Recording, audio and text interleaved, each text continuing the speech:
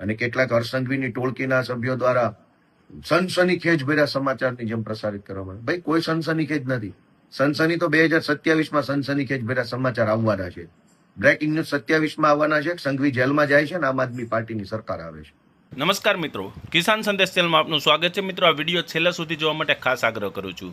મિત્રો, કાલે ગોપાલ ઇટાલિયાએ ફેસબુક લાઈવના માધ્યમથી ગંભીર આક્ષેપો કર્યા હતા હર્ષભાઈ સંઘવી ઉપર કે તેઓ પોલીસનો દુરુપયોગ કરી રહ્યા છે અને સુરતનું જે ઘર છે ત્યાં ગોપાલ ઇટાલિયાના માતા એકલા રહે છે, ત્યાં જઈને પોલીસે ગેરવર્તન કર્યું છે તેવા આક્ષેપો કર્યા હતા. ત્યારબાદ ગોપાલ ઇટાલિયાની સોશિયલ મીડિયા ઉપર એક ક્લિપ છે, જે ઓડિયો છે તે વાયરલ થઈ રહ્યો હતો. તેને ગોપાલ ઇટાલિયા ફેક ઓડિયો છે તેવું ગણાવી રહ્યા છે. સાથે જ હર્ષભાઈ સંઘવી ઉપર આકરા પ્રહારો આજે પણ કર્યા છે. શું કહ્યું છે આ ક્લિપને લઈને, આ ઓડિયોને લઈને ગોપાલ ઇટાલિયાએ, તે સંપૂર્ણ પ્રકારની વાત આ વિડીયોમાં છે. તો આ વિડીયો તમે છેલ્લે સુધી જુઓ અને ગોપાલ ઇટાલિયાની વાત તમને સાચી લાગી છે કે નહીં આ વિડીયોમાં ચોક્કસથી કોમેન્ટ કરજો. સાંભળીએ ગોપાલ ઇટાલિયાએ શું કહ્યું છે. ચોરી અને એના ઉપર સીનાચોરી. હર્ષ સંઘવીએ ગઈકાલે મારા ઘરે પોલીસ મોકલી, મારા પરિવાર સાથે ગેરવર્તન કર્યું અને એ વાતનો મેં ભાંડો ફોડ્યો જગ જાહેર. તો સાંજ સુધીમાં એક બનાવટી AI ઓડિયો વાયરલ થઈ ગયો. અરે વાહ, તમને બધી ખબર પડી જાય છે. અમે તો આખા વર્ષમાં તમારા ઉપર 100 પ્રકારના મુદ્દાઓ ઉપર આંગળી ઊંચી કરી છે. અમે તમારા વિરુદ્ધમાં કીધું કે તમે ડ્રગ્સના કારોબારની અંદર તમારી આખી પાર્ટી સંડોવાયેલી છે. કેમ અમારો ઓડિયો ના આવ્યો? અમે તો કીધું કે હર્ષ સંઘવી 8 પાસ છે, કેમ ઓડિયો ના આવ્યો મારો એમાં?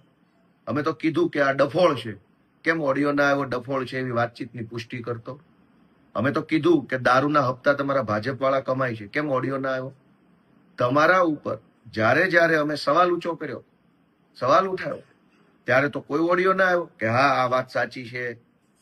અને જ્યારે મેં એમ કીધું કે મારા પરિવારને હર્ષ સંઘવીએ પોલીસ મોકલીને હેરાન કરવાની કોશિશ કરી છે, તો સાંજે છે એક બનાવટી ઓડિયો વાયરલ કરવામાં આવ્યો. કઈ વાંધો નહીં, કરો વાયરલ. જનતા બધું જ જાણે છે કે સાચું શું છે ને ખોટું શું છે.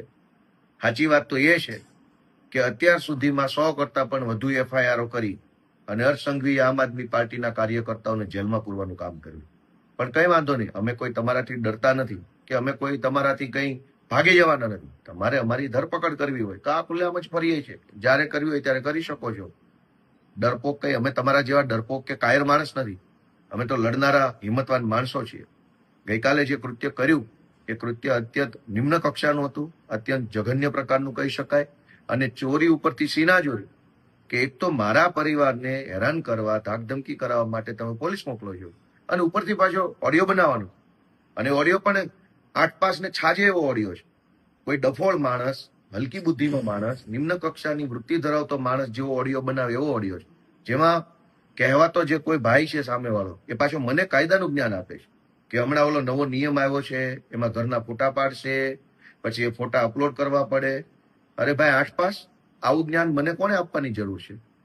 હું તો ઓલરેડી પોલીસમાં રહી ચૂક્યો છું. હું ઓલરેડી પોતે વકીલ છું. મને બધી જ ખબર હોય કયો નિયમ છે ને કયો નિયમ નથી. એમાં મને કઈ કોઈએ ફોન કરીને કહેવાની જરૂર જ નથી હોતી કે હવે આવો નિયમ આવ્યો છે. પાછો કહેનારો વ્યક્તિ એમય કહે છે કે બા ઘરે એકલા છે. ઓહો, આટલું બધી ફેબ્રિકેટેડ વાત. બા ઘરે એકલા છે કે નહીં એનાથી પોલીસને ક્યાં આમાં કઈ કે લેવા દેવા છે?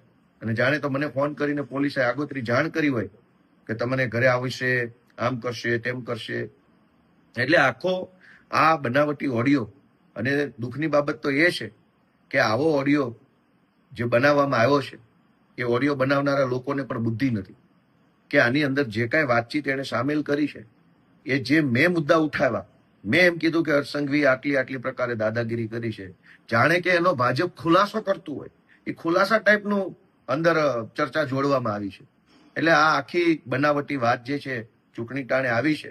અમે તો કહીએ છીએ કે હર્ષ સંઘવીના આવ્યા પછી ગુજરાતમાં ડ્રગ્સનો વેપાર વધ્યો છે.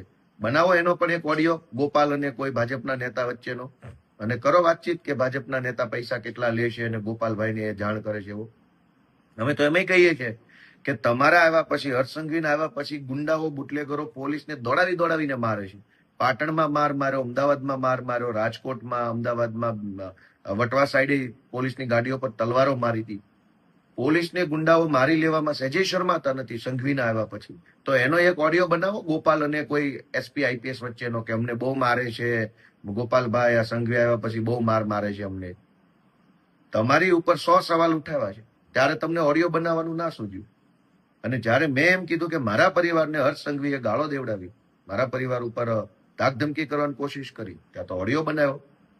અને કેટલાક હર્ષ સંઘવીની ટોળકીના સભ્યો દ્વારા સનસનીખેજ ભર્યા સમાચારની જેમ પ્રસારિત કરવામાં. ભાઈ, કોઈ સનસનીખેજ નથી. સનસની તો 2027માં સનસનીખેજ ભર્યા સમાચાર આવવાના છે.